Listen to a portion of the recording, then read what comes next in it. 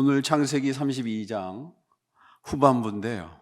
지난주에 천사를 만나는 이야기, 그 지점입니다. 이 상황은 야곱이 자기 형으로부터 장자권을 훔쳐서 도망가게 됐죠. 그래서 갈 곳이 친척밖에 없기 때문에 저 멀리 있는 하란 쪽에 있는 라반에게 갔습니다. 라반에게 갔지만 다시 한번 삼촌과 불화가 있었어요. 20년 동안 떠돌이 생활을 하다가 결국은 자신의 삶을 되돌리고 싶어서, 자신의 삶에서 중요한 것을 찾고 싶어서, 하나님을 만나고 싶어서, 하나님을 만난다는 것은 진정한 자신을 회복하는 거예요. 하나님을 만난 사람과 만나지 않은 사람을 어떻게 구별할 수가 있느냐? 그 사람이 자신이 되어야 할 인간이 된 사람은 하나님과 만난 사람이고 하나님의 사람이에요. 그러나 자신이 이 짧은 인생을 살면서 자신이 해야 될 임무를 모르는 것은 인생이란 무대에 올라와서 자신의 배역을 모르는 것과 마찬가지예요. 배우가 자신의 인생 무대에서 자신의 역할을 모른다면 자신뿐만이 아니라 자신이 속한 공동체 전체 작품을 망치게 돼요. 그러니까 제일 중요한 거는 자기 자신을 온전히 아는 거예요. 자신을 온전히 아는 그것을 기독교에서는 성령 받는다라고 한 것입니다. 성령 받는다. 바울 선생님이 로마 사람들한테 보낸 편지에서 로마인들 보니까 여러분이 너무 먹는 것과 마시는 것에 중독되어 있습니다. 여러분 안에 있는 성령대로 행하십시오. 여러분 안에 있는 푸뉴마 하기아 성령이 있는데 이 성령은 인간들 마음속에 있는 거예요. 인간들 마음속에 있는 자신이 회복해야 될 자기 자신을 그리스도교에서는 성령이라고 한 거예요. 성령을 받는 것이 아니라 성령을 회복해야 돼요. 회복. 그래서 영어로는 return이란 말 씁니다. 회개하란 말이 뭐냐? return하라. return이라는 거는 가던 길을 멈춰서 다시 돌아가라란 뜻이에요. 컴백이란 뜻이에요. 뭐를 뉘우치는 것도 있지만 우선 자기 자신을 알기 위해서는 자신이 하지 말아야 할 것들을 인식해야 돼요. 자신을 객관적으로 3인칭의 눈으로 응시를 해야 돼요. 이것이 기도입니다. 그 기도를 할 때 내가 하지 말아야 할 말, 행동, 생각을 제거할 수가 있어요. 그래서 자신이 원래 가야 할 그 길로 들어설 수가 있습니다. 들어서는 것을 뭐라 그랬냐? 유대인들은 토라라고 했어요. 토라라는 말은 뭐냐? 길이란 뜻인데 그 길에 다시 들어서라 이거예요. 리턴해라 이거예요.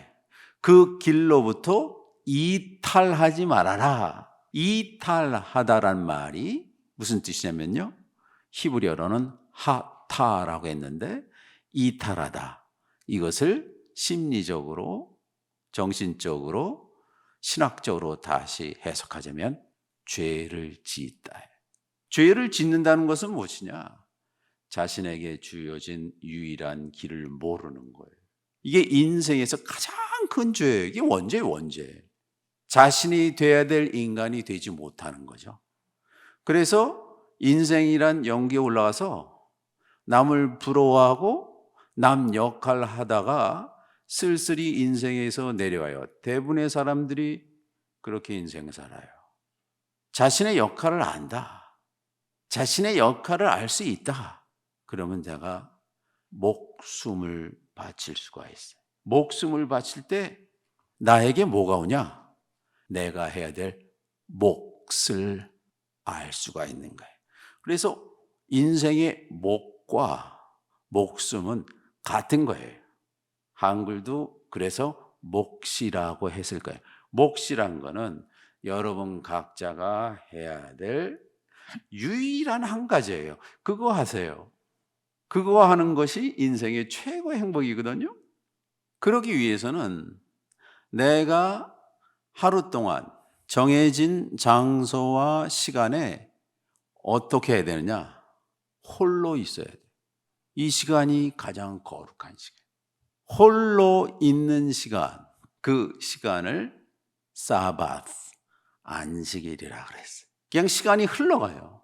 그 흘러가는 시간을 정지시키는 거예요. 스토핑. 그래서 그 날은 평상시에 하던 일을 안 하는 거예요. 그래서 사바스, 안식일이라고 흔히 번역되는 영어 단어 사바스는 샤바트라는 히브리어에서 왔는데, 샤바트는 안 하다예요. 안 하다. 사람들이 하도 일생을 하던 일을 계속 반복하거든요. 이게 반복하면 이게 습관이 돼요.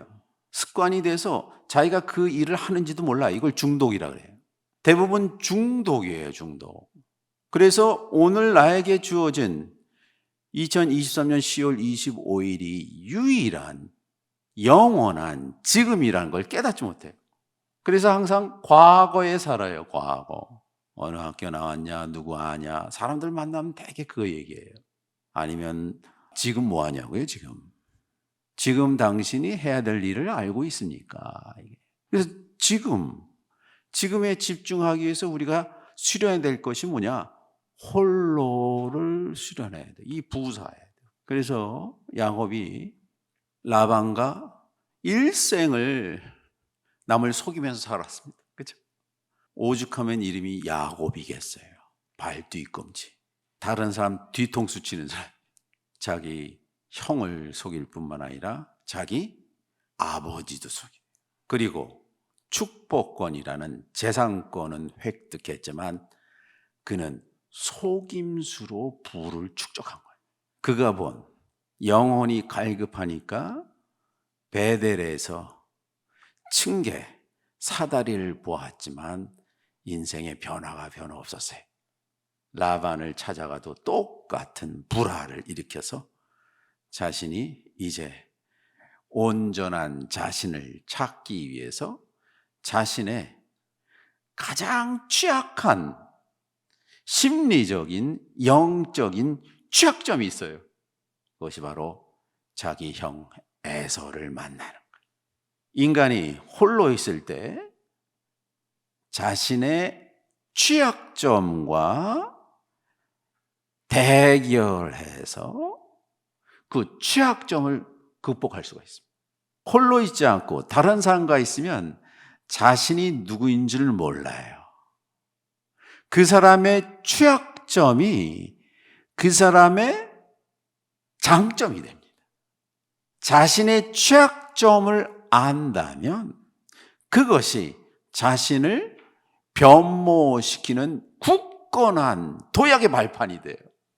그래서 자신의 취약점을 알기 위한 시간과 공간이 바로 뭐냐? 그게 홀로예요. 홀로. 우리 계속 하마꼼이라 했잖아요. 이 장소고 이 시간에 야곱이 이제 각성하는 얘기입니다. 이 창세기 32장은 성서 전체 이야기 중에서 가장 흥미진진하고 감동적인 얘기예요. 뭐 프로이드나 융도 이 텍스트에 대해서 해석하려고 노력을 했어요. 그래서 저도 이 텍스트를 오랫동안 봤고 제가 고민했던 내용들을 오늘 제가 여러분하고 같이 나누려고 합니다. 몇몇 그림들을 보겠는데 이 그림은 렘브란트 그림입니다. 렘브란트가 아주 잘 살았을 때 여러분이 이제 탕자의 비유, 돌아온 탕자는 1669년이니까 그가 거의 이제 죽기 직전에 마지막 유적처럼 한 거고, 이 그림은 암스테르담에서 그래서 렘브란트가 이름을 날릴 때 그 그림입니다. 그래서 여기선 천사로 그렸어요. 천사가 아브라함과 만나는 장면입니다. 이 싸우는 장면이 아닌 것 같아요. 무슨 연인들이 만난 것 같죠? 보세요. 오늘 우리가 읽을 텍스트의 핵심 내용은 야곱과 싸운 그 대상이 천사가 아닙니다. 사람이에요. 천사란 말은 등장하지 않아요. 한 사람이 느닷없이 등장했대. 사막에. 네, 렘브란트는 날개 달린 천사로 그렸어요. 그러니까 그 당시에 천사와 만나서 씨름을 했다. 그래서 이 창세기 32장을 그린 화가들이 대개 천사와 씨름하는 야곱이란 제목으로 그림들을 많이 그렸어요. 한 가지, 렘브란트가 야곱을 보는 눈이 아주 치근한 연민의 눈길을 보내고 있어요. 야곱도 이 천사와 눈을 맞추지 못하죠. 먼 곳을 바라보고 있고 자신의 과거 행적을 보고 있는 것 같습니다. 이 천사의 오른 발을 보세요. 무릎을 확 보세요. 야곱의 옆구리를 치고 있는 그림입니다. 그래서 이 그림이 야곱의 씨름 그림으로 아주 유명한 그림 중에 하나죠. 또한 그림을 말하자면 폴 고갱의 그림이에요. 1888년 폴 고갱의 엄마 쪽은 페루 사람이다. 페루 왕족이었어요. 그러니까 어렸을 때 페루에서 살았어요. 그래서 이 페루 남미에 이 카톨릭과 섞여진 아주 남미 고유의 그런 종교에 심취했던 사람이에요. 그의 아버지가 혁명가였어요. 좌파 혁명가였기 때문에 당시 나폴레옹이 등장하고 공화정이 등장하면서 쫓겨갔어요. 그래서 어렸을 때 이 페루에서 자랐어요. 그래서 다시 파리로 돌아와서 그 당시 프랑스에서는 증권이 시작됐습니다. 그래서 파리에서 증권이 시작할 때 증권맨이었어요. 그래서 돈을 상당히 만졌습니다. 돈을 만지다가 이제 다시 파리의 증시가 완전히 폭락하고 자신이, 이 사람이 특별히 콜렉터였어요. 그림을 이제 콜렉터한 사람이었고, 그래서 이제 그 당시에 특별히 일본에서 여러분 구획주의라고 있지 않습니까? 완전히 선을 그어서 구별하는 이런 것도 오고, 이 사람이 그림이라는 것은 보는 것이 아니라 본 거에 대한 느낌이다, 이런 주장을 하게 되죠. 그래서 이제 인상파 화가들이 그 그림에 대한 느낌을, 임프레션을 막 그리기 시작하지 않습니까? 세잔이나 르누아르 그런 사람들이 그리기 시작하지 않습니까? 그래서 그거를 이제 예술은 저 대상을 그리는 거 아니라 대상에 대한 내 느낌을 그린다 그랬어요. 대상에 대한 느낌을 뭐라 그러냐? 이걸 추상이라고 했어요. 그러니까 사람마다 그 느낌이 다 달라요. 이게 사실은 현대 미술의 시작이거든요. 그런데 고갱은 이 그림에서, 그래서 그림을 그리기 위해서 어렸을 때 남미에 살던 기억을 해서 프랑스의 북서부에 아주 오래된 이민자들이 사는 도시가 있어요. 뽕떼방이라고. 뽕떼방 지방에 특별히 아일랜드에서, 네덜란드에서 온 오래된 신앙을 지키는 사람, 이 사람들이 거기서 신앙생활을 하는 것을 알고 아주 프리미티브한 원초적인 원치적인 인간의 형태를 찾고자 이 뽕떼방 지방으로 간 거예요. 이 그림의 제목이 설교 후의 환상이라는 그림이에요. 분명히 거기 교회 갔다가 그날 창세기 32장 설교를 들었을 거예요. 32장 설교를 듣고 밑에 보면 그 당시 있었던 브레똥 사람들이 아주 전형적인 전통적인 의상을 입고 오른쪽 밑에 있는 삭발을 한 수도승이 그 사람들한테 설교한 내용을 현실을 그린 거예요. 그러나 이 나무, 이게 뽕나무인지 사과나무인지 그 위쪽에는 현실이 아니라 상징을 그렸어요. 그게 뭐냐? 봤더니 천사가 야곱과 씨름하는 거예요. 그래서 이 그림에서 처음으로 예술가들은 이게 상상과 현실을 함께 그리는 종합주의의 시작이다, 이런 말도 해요. 하여튼간 여기서 천사와 야곱이 씨름하는 이 그림, 이 그림이 왜 중요하냐? 제가 생각하기에는 폴 고갱도 자신의 삶에서 자신이 누구인지 끊임없이 추구하는 사람이었어요. 그래서 결국 어디로 갑니까? 모든 걸 다 버리고 남태평양 타히티로 가죠. 거기서 일생을 마치지 않습니까? 그래서 야곱의 스토리가 그 이후에 아르에서 고흐를 만나서 개성이 강한 두 사람이 만났으니까 같이 지낼 수가 있어요. 너무 화가 나니까 귀를 자르고, 그래서 고갱은 나는 진짜 원시 세계로 가겠다 해서 타히티로 이제 돌아가는 거죠. 그래서 타히티에 돌아가서 그린 그림이 이 그림이에요. 이 보스턴 미술관에 있는 그림입니다. 일생을 그림인데, 이 그림이 사실 오늘 우리가 다루려는 야곱의 어떤 사람과 야곱의 대화에도 나오는 그림이거든요. 나오는 내용이에요. 그래서 이 그림은 제목이 왼쪽 위에 있습니다. 뒤베넉누 불어로 두베넉누, 우리는 어디에서 왔습니까? 두 번째는 귀썸누, 우리가 누구입니까? 우알롱누, 우리가 어디로 가고 있습니까? 아주 단순한 질문이지만 아무도 대답할 수 없는 질문이에요. 여러분 어디서 왔어요? 몰라요. 어머님 뱃속에서 왔는데 어머님 뱃속 이제는 어디 있었어요? 아무도 몰라요. 이 질문은 사실 창세기 18장에 하나님이 천사가 하갈한테 한 질문.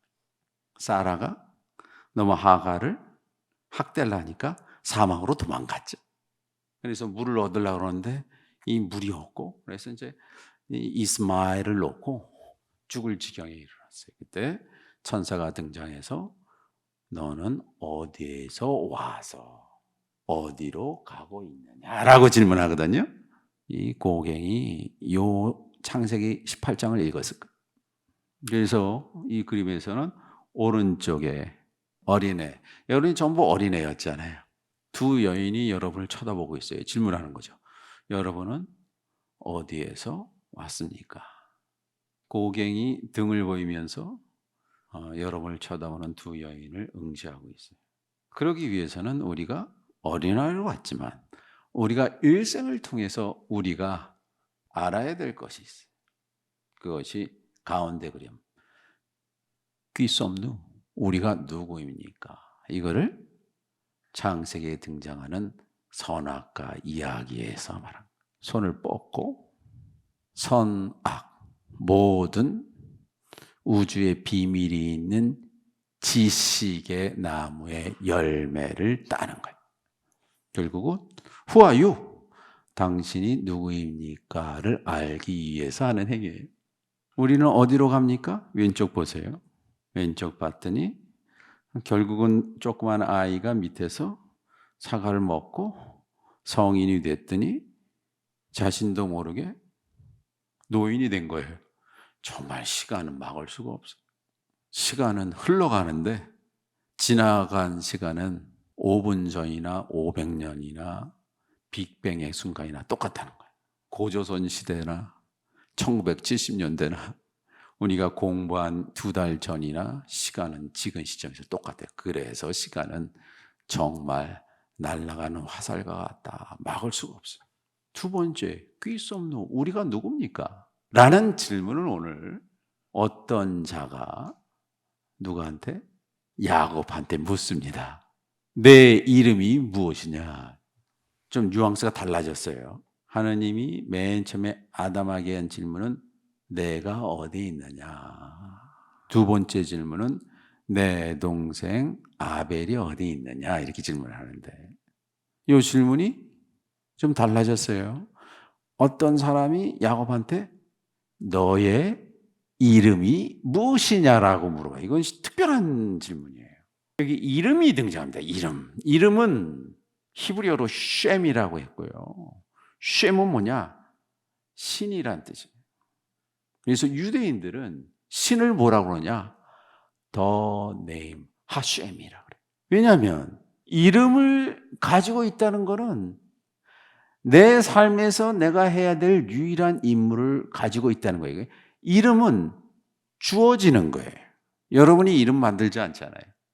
그래서 하나님이 우주를 창조하고 난 다음에 자신과 똑같은 존재인 아담을 만들고 아담한테 신이 가지고 있던 특권을 부여합니다. 만물에 이름을 지어라. 그랬더니 만물이 존재하게 되었다는 거예요. 마쇼마카, What is your name? 이라고 오늘 묻거든요. 그 내용까지 오늘 같이 한번 하겠습니다. 그래서 오늘 샤갈은 1965년도 그림인데요. 이렇게 그렸어요. 이 그림은 다른 그림과 좀 완전히 달라요. 이 고갱이나 또는 렘브란트 같은 경우 다른 화가들과는 달리 샤갈은 성서 원전을 꿰뚫어 알기 때문에 이것은 어떤 존재로부터 야곱이 축복받는 장면이다라고 생각해요. 이거 축복받는 장면, 이거 씨름이 아니에요. 나한테 복을 주십시오. 그래서 오늘 복이란 단어가 등장을 해요. 복. 나한테 복을 주지 않는 한 내가 당신을 보내지 않겠다. 이게 복이 뭔데요? 그죠? 나한테 뭐 돈 달라 그런 거예요? 복이라는 의미가 무엇인지 오늘 그 내용까지 여러분과 같이 한번 공부해 볼게요. 그래서 오늘 창세기 32장 24절로 시작하거든요. 보세요. 24절. 이제 야곱이 럽바도 홀로 남았다. 홀로 러바도를 하면 이 바드라는 것이 히브리어로 자신이 맡은 역할, 부분이란 뜻이에요. 바도는 그의 역할, 러는 그의 역할을 알기 위해서, 그의 역할을 알기 위해서 우리가 해야 될 부사가 있어요. 홀로 남았다. 여태까지는 비전을 봤죠. 베델에서 엄청난 사다리의 비전도 보고 층계의 비전도 봤지만 아직 야곱이 과거의 야곱이에요. 사기꾼이에요. 온전히 자신이 탈바꿈하기 위해서 혼자 가만히 남겨져 있어야 돼. 그래서 마치 나비가 되기 위해서 조그만 알이 깨어나서 애벌레가 되고, 애벌레가 모든 풀들을 다 뜯어먹죠.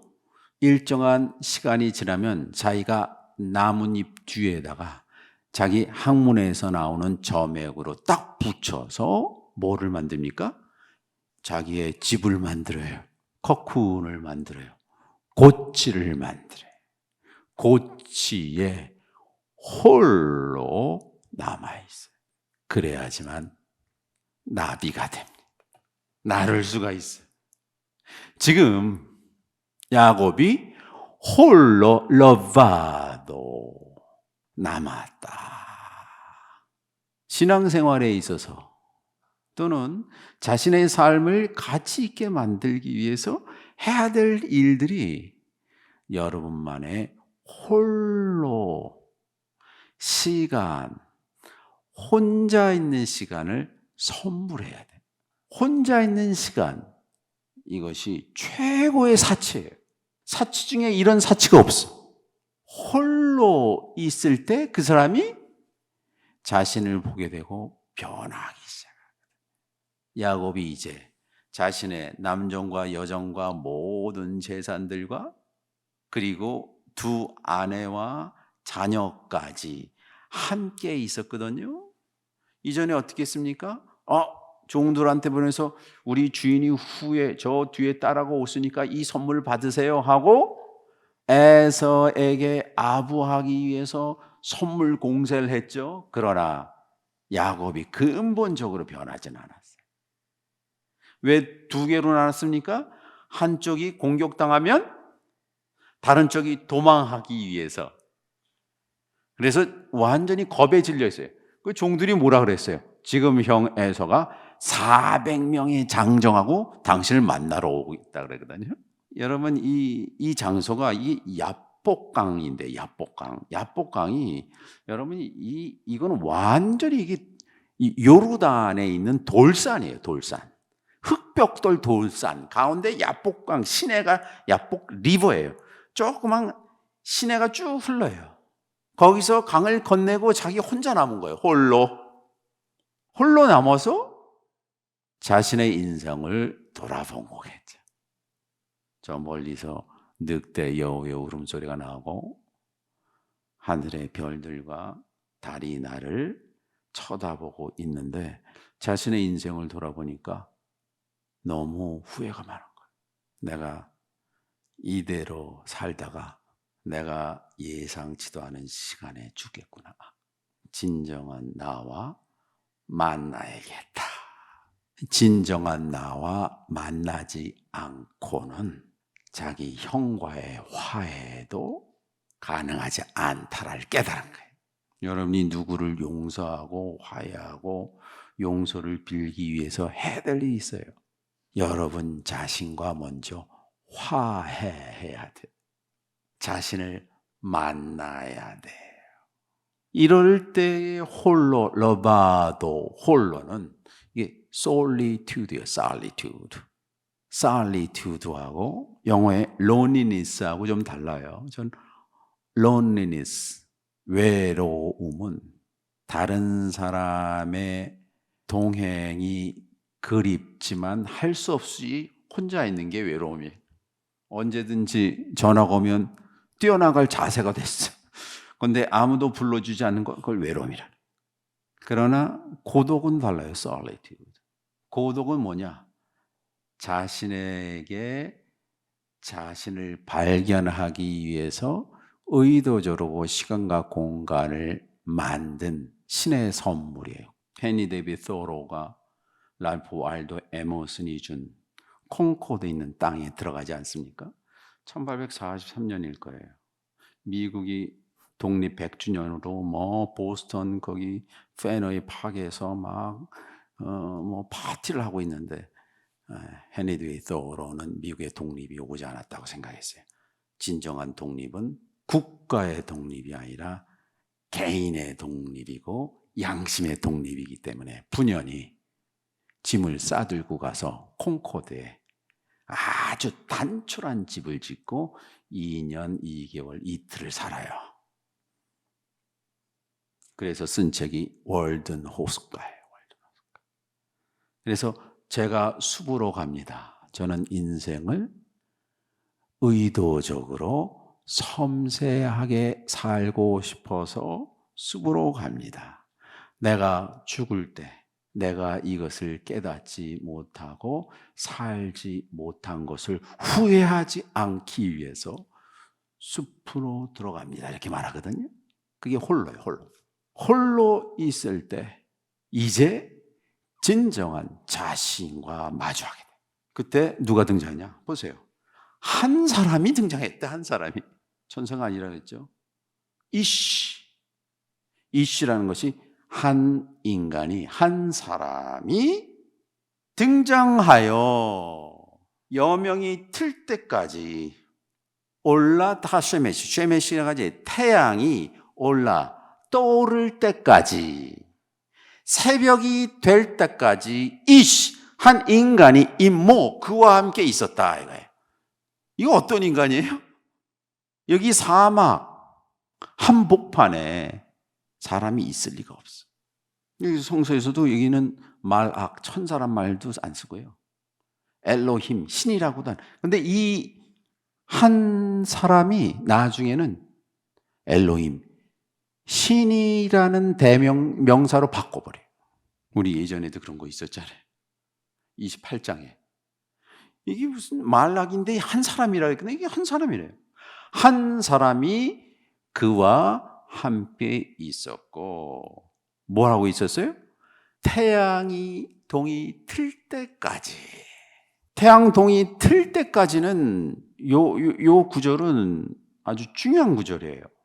왜냐하면 야곱이 창세기 28장에 어떤 일이 있었습니까?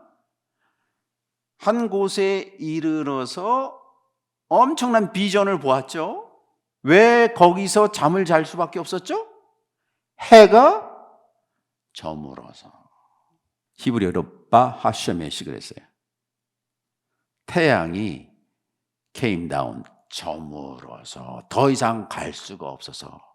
창세기 28장에서 32장까지의 야곱의 영적인 상태를 말하는 거예요.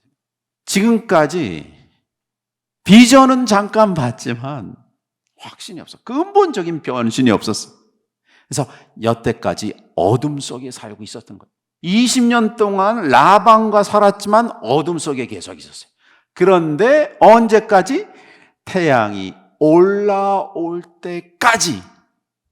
태양이 올라올 때까지, 여명이 비출 때까지 뭐 했다고요? 씨름했다. 요 씨름은 좀 달라요. 그렇죠? 댄스도 아니고요. 이게 연극도 아니에요. 인생은 여러분이 올림픽에 레슬링 선수 나간다. 그러면요, 상대방이 나보다 강하고요. 상대방이 나를 공격하는데 전혀 예상치 않은 시간에 공격을 해요. 느닷없이 공격해. 내가 느닷없이 공격하는 거를 대비해야 됩니다. 근데 막 공격하다가 내가 허벅지 쪽이 아파요.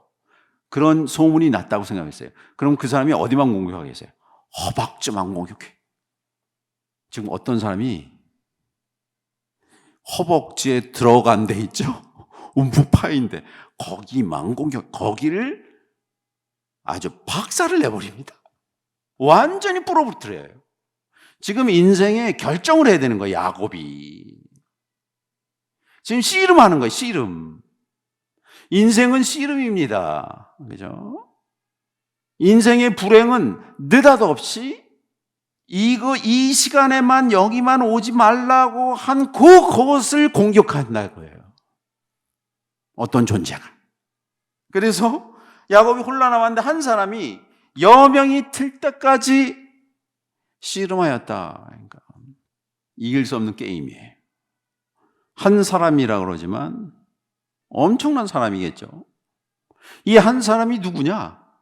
저는 여러분 자신이라고 생각합니다. 야곱이 돼야 될 위대한 야곱, 더 그레이터 제이콥이에요. 지금까지는 스몰 제이콥으로 살았거든요.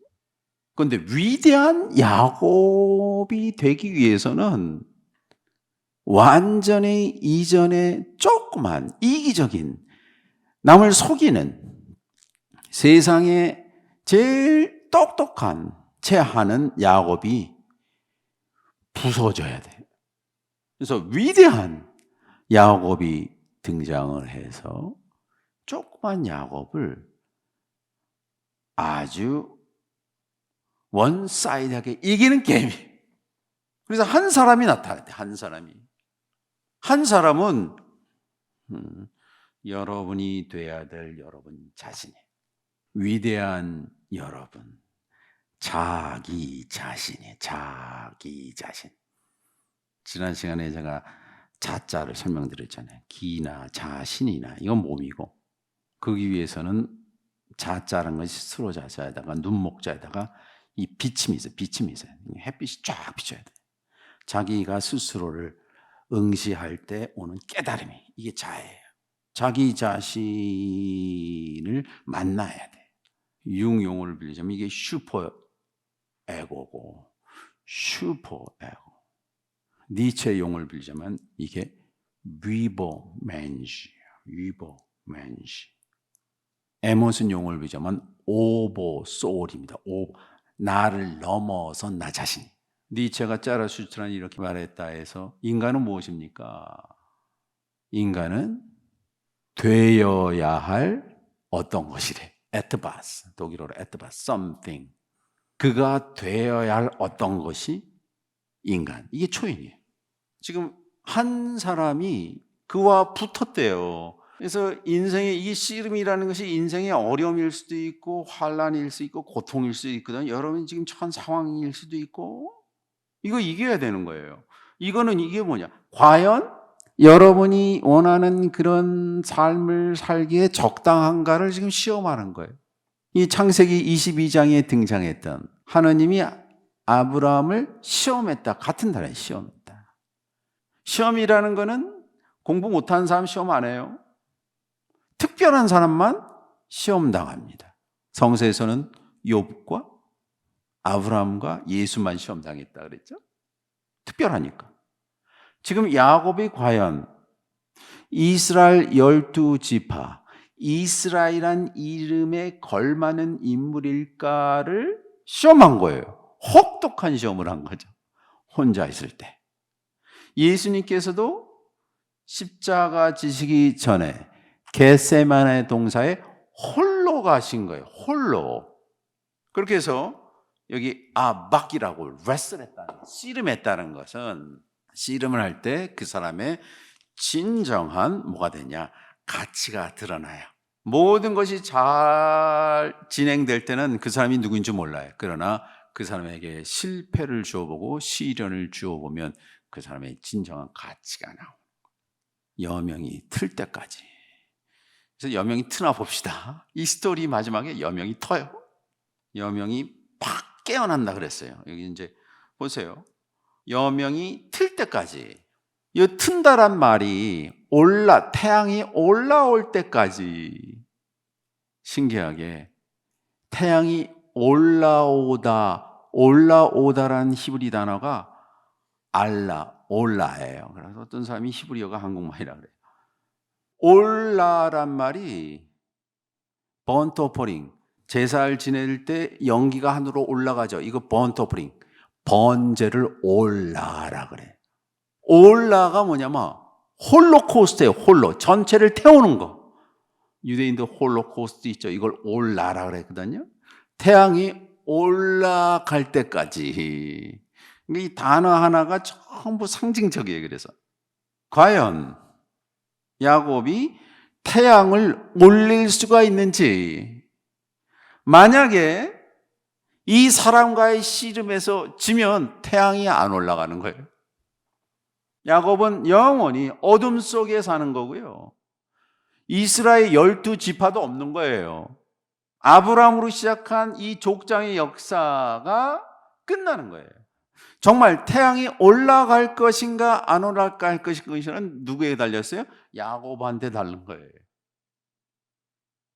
여러분도 아침에 태양을 올리는 의뢰가 있으면 좋겠어요. 내가 이거 안 하면 태양이 안 올라간다고 작정하시면 좋겠어요. 제가 잘 지키지 못하지만 묵상하고 걷고 글 쓰고 하는 게, 저는 그걸 해야지 태양이 올라가요. 저한테는. 이걸 하지 않으면 태양이 안 올라가요. 나한테는 날이 아니거든요. 여러분이 그런 거룩한 습관을 홀로 만들어야 돼요. 그건 언제 가느냐? 홀로 여러분 집에서, 여러분이 정한 장소에서, 시간에서 그걸 하시면 돼요.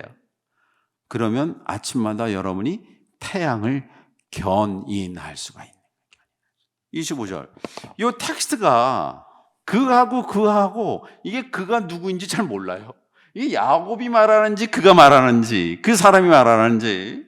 그 사람이 그를 이기지 못하자, 이거는 그 낯선 사람이 야곱을 이기지 못하자 야곱의 넓적다리에 움푹 파인 것을 내리쳤다.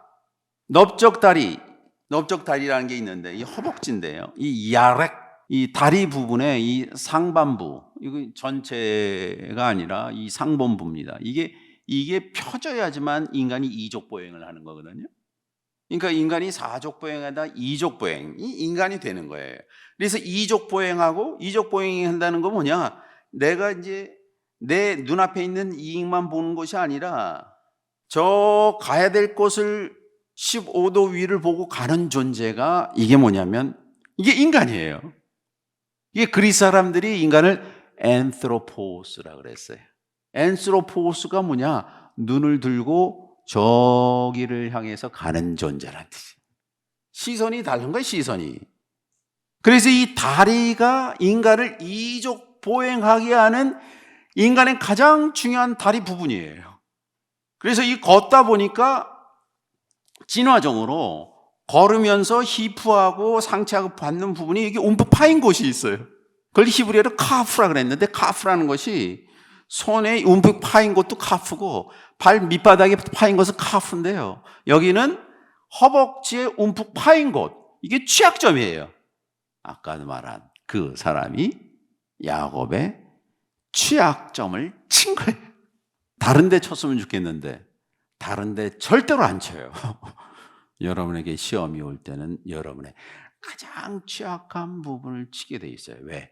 취약한 부분으로부터 여러분이 부활할 수 있기 때문에, 이길 수 있기 때문에. 그래서 그 사람이 야곱을 이기지 못한, 왜 야곱을 이기지 못하느냐? 야곱이 홀로 있어서 자신의 삶, 자신을 보고 눈물을 흘리고 내가 이제 누에고치가 아니라 나비가 돼야 되겠다고 결심했기 때문에. 간절한 사람은 못 이겨요. 간절한 사람은 못 이기는 거예요. 그러자 그의 취약한 부분을 치는 거죠. 우리 사회에서도 어떤 사람이 대통령 선거 날라 그러는데 아들이 취약해. 그걸 극복해야지. 그래서 아들이 마약하다 걸렸다. 그걸 자꾸 부각시켜. 이 사람을 쓰러뜨리려. 그거를 이겨야지만 이 사람이 대통령 될 수가 있어.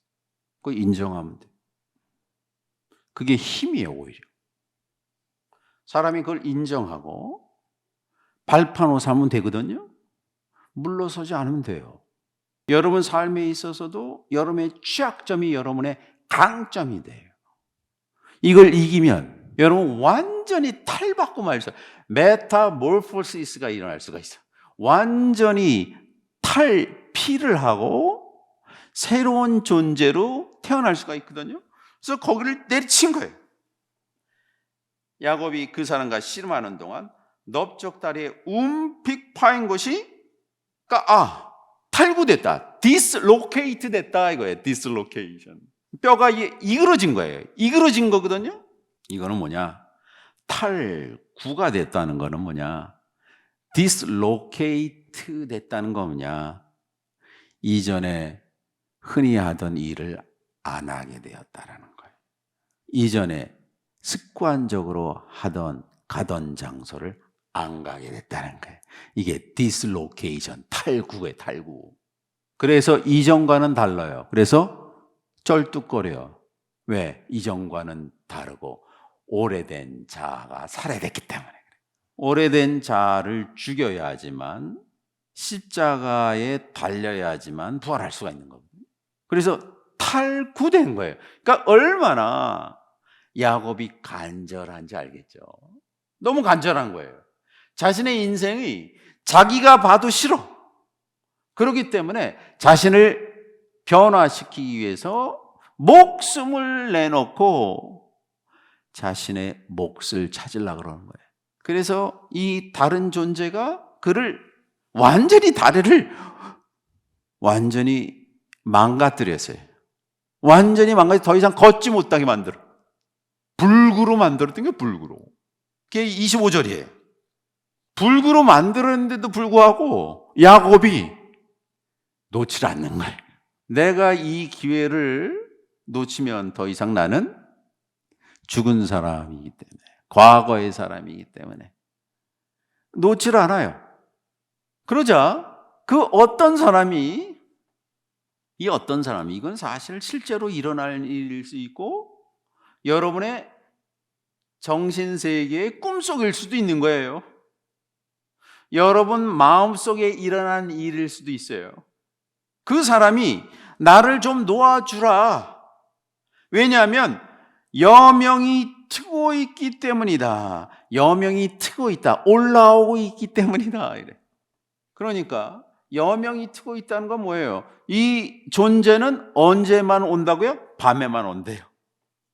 낮에는 오지 않는데. 왜? 밤에는 뭐냐? 혼자 있는 시간이기 때문에. 여명이 지금 트고 있다. 올라 하시메시. 태양이 뜨고 있기 때문에 너 왜 날 붙잡냐? 날 놔줘라 이거예요. 이건 다른 의미로 여명이 트고 있고 내가 이제 가야 되는데 내가 이렇게 나를 붙잡고 있구나. 내가 원하는 것이 무엇이냐? 이런 뉘앙스가 담겨 있는 거예요. 내가 나의 본성을 바꿔야겠습니까? 내가 혁명해야겠습니다. 이게 혁명, 이름을 바꿔야 되는 거예요. 혁명. 이 혁자가 가죽 혁자인데요.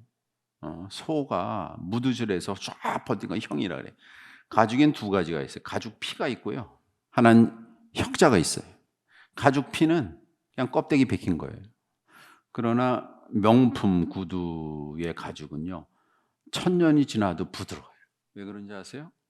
우선 이 가죽이 자신이 안전하다고 생각하는 동물의 몸뚱이에서 벗겨내야 돼요. 떠나야 돼. 이탈. 떠난 다음에 거기에 있는 기름하고 털들 다 빼야 돼. 그 다음 뭐 하는지 아세요? 소위 말하는 태닝을 해. 태닝. 태닝이라는 것이 화학용품이 들어간 곳에다가 이 가죽을 집어넣어요. 그러면 가죽이 어떻게 되느냐? 부드러워져. 그 전까지는 뻣뻣해. 이 태닝을 안 하면, 그걸 무드질이라 그러거든요. 무드질을 안 하면 이 가죽이 뻣뻣해져 갖고 구두 뭐 옷 못 만들어요. 그러니까 태닝을 해요. 태닝, 무드질. 그럼 유연해져요. 그럼 영구적이 되거든요. 그거를 혁명이라 그래요. 혁명이란 뭐냐? 자신의 이름을 바꾸는 건데, 이름을 바꾸는 것은 뭐냐? 22장에 말한 너의 모와 12장에 말한 것처럼 너의 고향과 친족과 집을 떠나는 거예요. 너의 모든 기득권을 버리는 거예요. 그 다음에 무드지는 뭐냐? 죽을 고생을 하는 거예요. 야곱을 바쳐야 되고요. 지금 이 씨름해야 되고, 그럴 때 인간이 유연해져요. 포용해져요. 이게 혁명가입니다. 혁명가. 지금 자기 혁명하는 거거든요. 여명이 트고 있다. 요곱이 말하기. 그리고 아주 중요한 말이에요. 당신이 나에게 복을 주지 않아, 강복하지 않는 한 내가 절대로 당신을 보내주지 않겠다. 여기에 이제 강복이란 단어, 복이란 단어가 등장해요. 유명한 단어가 등장해요. 복, 버라카라고 히브리어로 버라카라는 것이 복이라는 뜻인데, 너무 신기하게 저 위에 아까 야렉이 허벅지와 파인 거, 카프가 등장했죠. 이게 몸의 신체 관련 용어가 막 등장을 해요. 이 버라카는 베렉이라는 히브리 명사에서 파생된 명사로 복인데, 베렉이라는 뜻은 무슨 뜻이냐면 무릎이란 뜻이에요. 무릎.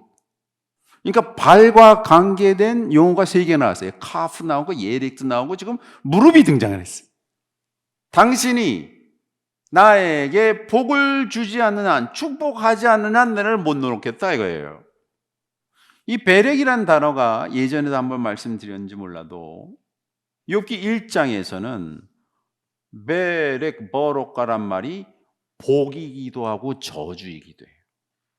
복이 저주래. 저주가 복이래요. 인생에 있어서의 저주 같은데 복이래요. 인생에 있어서의 어려움 같은데 이것이 쉬움이래요. 인생의 불행이 행복이 되기도 한데, 이게 이 베렉, 버로카, 복이란 단어는 우리가 아는 행복과 불행을 넘어선 단어예요. 뭐가 행복합니까? 이게 사람마다 다 달라요.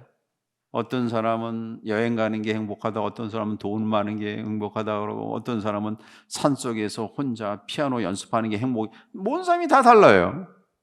진정한 행복은 뭐냐? 이것은 자신이 기꺼이 무릎을 꿇고 승복할 수 있는 유일한 가치가 복이에요. 여러분 인생 살면서 여러분이 스스로 자발적으로 내 모든 것을 목숨을 바쳐도 아깝지 않은 궁극의 자신만의 가치, 그것이 버럭가. 그러니까 지금까지 야곱이 형 등쳐서 재산 다 탈취하고 이렇게 하지 않습니까? 지금 자신의 행복을 형의 재산으로 봤어요. 장자권으로 본 거예요. 근데 지금은 좀 달라졌죠?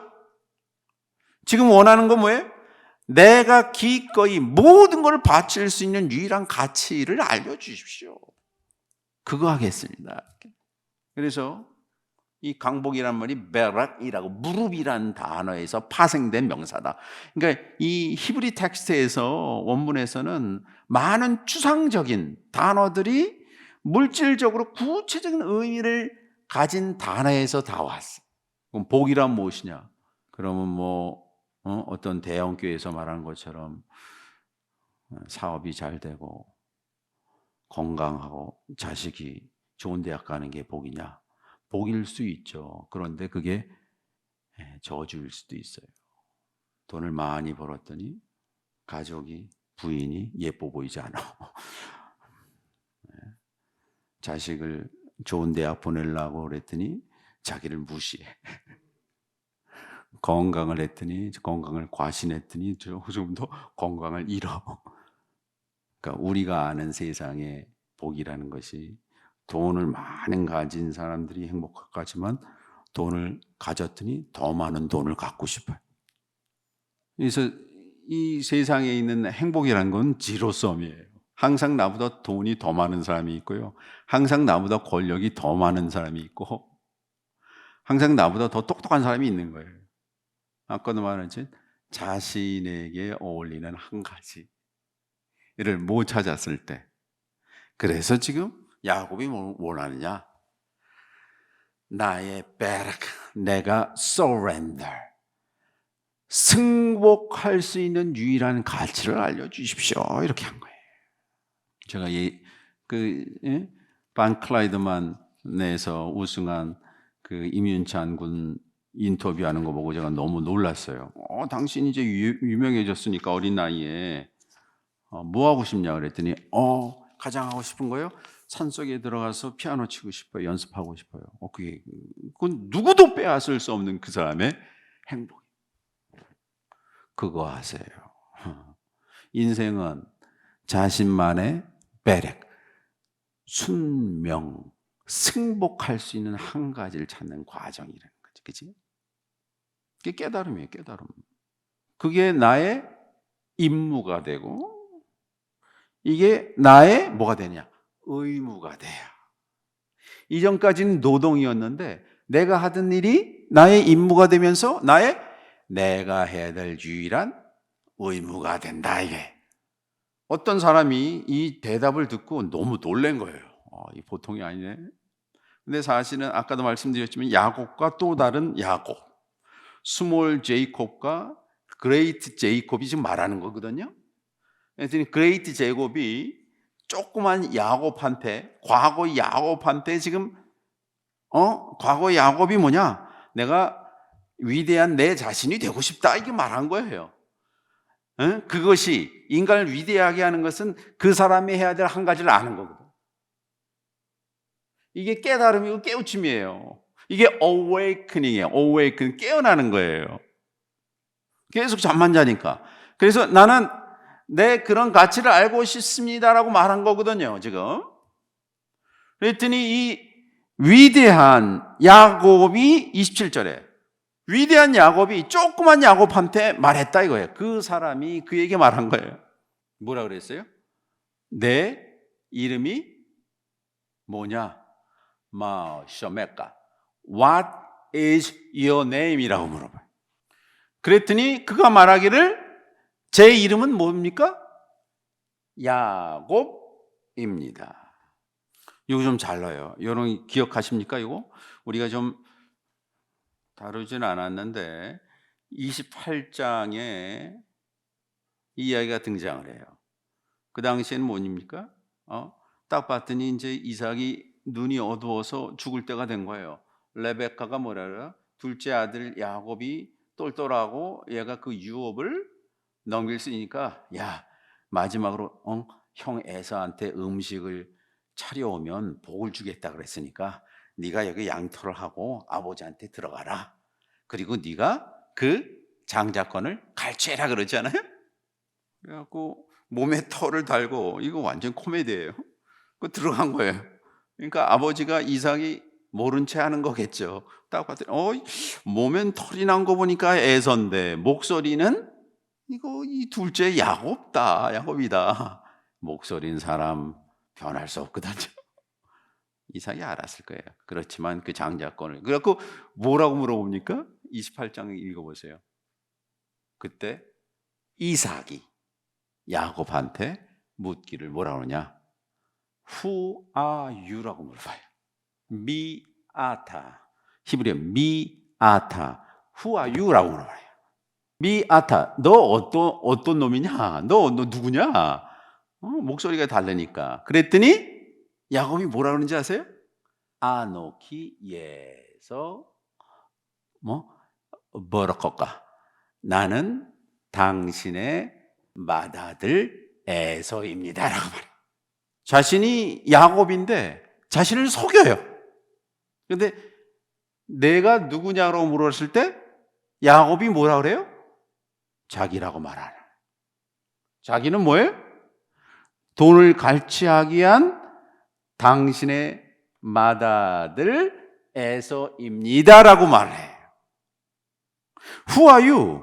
아까 고갱의 질문에 퀴스 없는 우리가 누굽니까? 라고 말했을 때 여러분 뭐라고 대답하실 것 같아요? 여러분 Who are you? 라고 하면 나는 가르치는 사람입니다. 나는 한국 사람입니다. 한국 사람이 정말 너냐? 그건 아닌 것 같아요. 가르치는 일이 정말 너냐? 그것도 아닌 것 같아. 그러면 Who are you? 라고 물어본 거예요. 정체성을 물어봤는데 그때 야곱이 자신이라고 말하지 못했어요.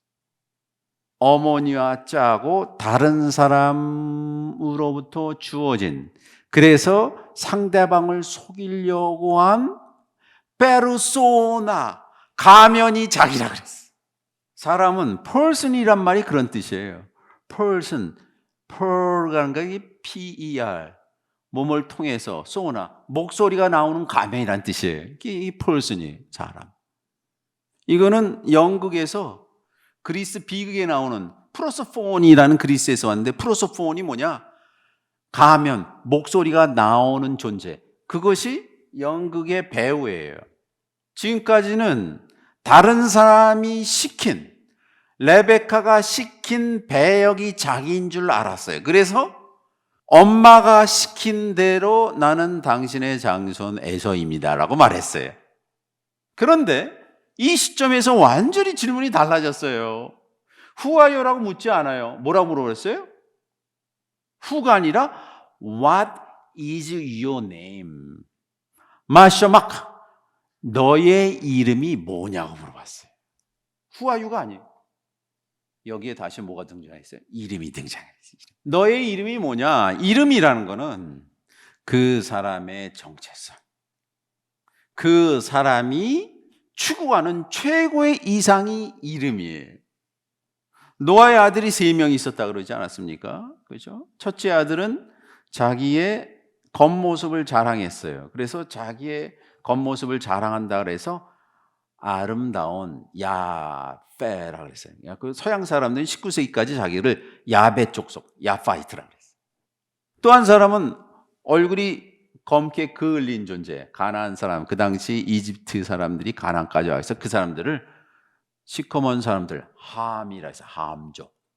그런데 마지막 사람은 뭐냐? 항상 돌아다니죠. 정착하는 곳이 없기 때문에 이 사람들한테 중요한 거는 자신의 이름이 제일 중요해요. 그래서 자신의 이름을, 그 민족 이름을 쉔이라고 해요. 세메틱, 셈이라, 쉔. 쉔이라는 것이 이름이란 뜻도 되고 역사라는 뜻도 되고 명성이란 뜻도 돼요. 그래서 너 이름이 가지고 있는 너의 추구하는 너의 현재의 상태가 무엇이냐라고 물은 거예요. 그랬더니 이전까지 뭐라 그랬어요? 이전에 이삭이 물었을 때는 나는 에서입니다라고만 했는데 이제 서야 비로소 자기 자신을 말해요. 뭐라 그래요? 야곱입니다. 야곱이 이전까지는 한 번도 자신을 야곱이라고 말한 적이 없어요. 똑같은 구절에서 에서라고 그랬죠.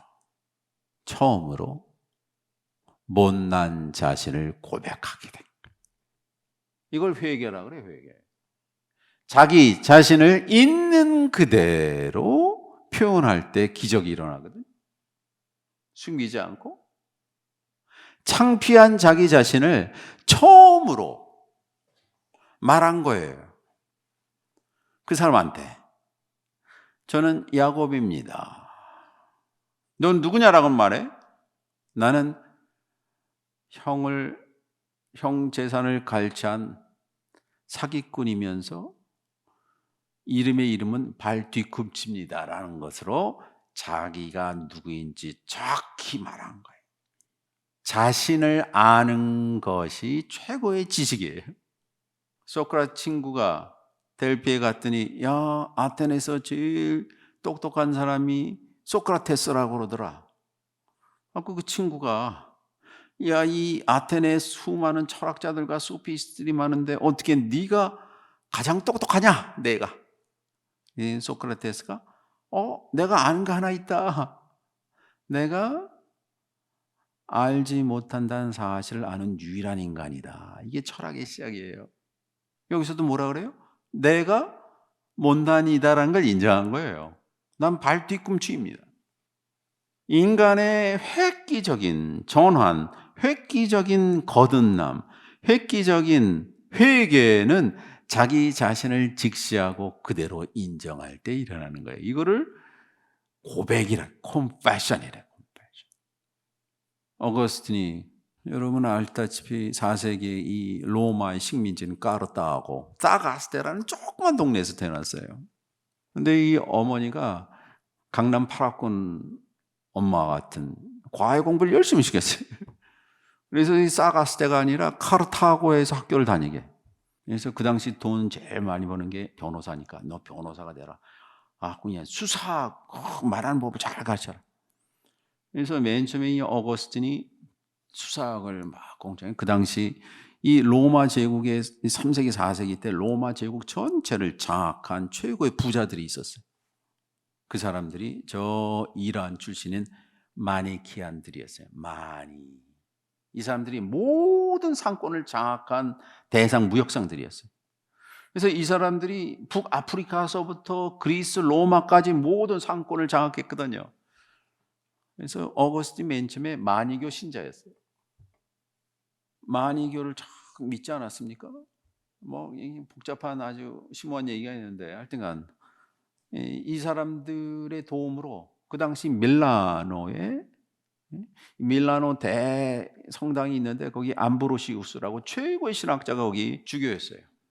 거기에 이 밀라노 대학의 철학 수사학 교수로 이 촌동네 출신인 사가스테 출신인 어거스틴이 간 거예요. 근데 어머니 모니카가 신앙이 좋으니까 너 저 성당도 와라 갖고 이 신학성서의 그 신학은 자기가 공부한 뭐 키케로나 그다음에 호르텐시우스의 수사학이 있는데 지금은 남아있지 않는 이걸 심취했는데 이것과 아리스토텔레스에 비해서 성서는 너무 떨어진다. 무시를 했는데 암브로시우스의 설교를 듣고 서서히 어거스틴이 변하기 시작을 해요. 그래서 밀라노 근처에 카스카움이라는 빌라에 가요. 친구들과. 뭘 했냐면 그 당시 이집트의 수사들의 전기를 읽어요. 감동을 받아. 야, 이 수사들이 이런 금욕 생활을 하면서 어떻게 하나님을 찾을까? 여기 자기 친구, 제일 친한 알리피우스하고 몇 명은 같이 가지 않았어요? 그래갖고 막 있는데 그때 이상한 소리를 들어요. 그 유명한 얘기죠.